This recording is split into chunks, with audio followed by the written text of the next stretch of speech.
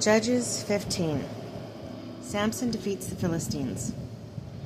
After some time, in the season of wheat harvest, Samson visited his wife, bringing a young goat. But when he said, "Let me go into my wife's room," her father would not let him in. He said, "I thought you hated her, so I gave her to your best man. Her younger sister is better. You may have her instead." Samson said to him, "This time I am guiltless if I harm the Philistines."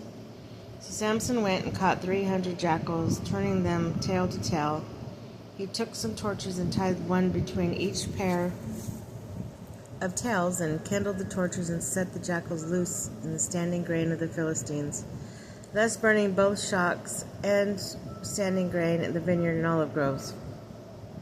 When the Philistines asked who had done this, they were told Samson, the son-in-law of the Timnite, because his wife was taken and given to his best man. So the Philistines went up and destroyed her and her family by fire.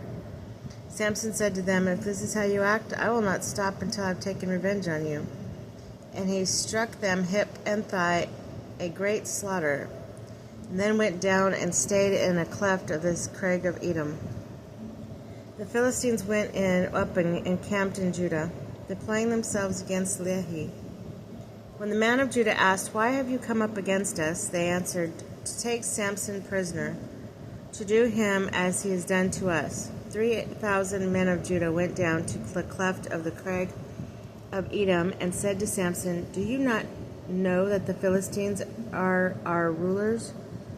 Why then have you done this to us?" He answered them, "As they have done to me, I have done to them." They said to him, "We have come down to bind you and deliver you to the Philistines." Samson said to them, "Swear to me that you will not attack me yourselves." "No," they replied. "We will only bind you and hand you over to them. They will certainly not kill you." So they bound him with 2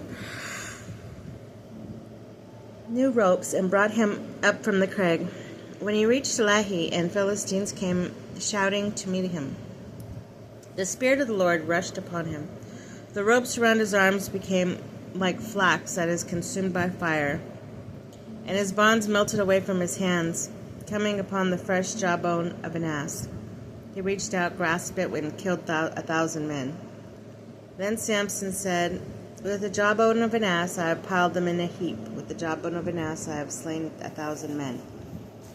As he finished speaking, he threw the jawbone from him, so that the place was named Ramath Lehi.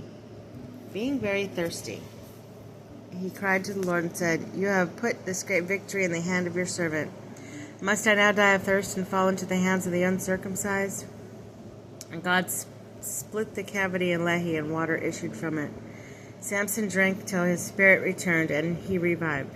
Hence it is called En-Hakor in Lehi this day.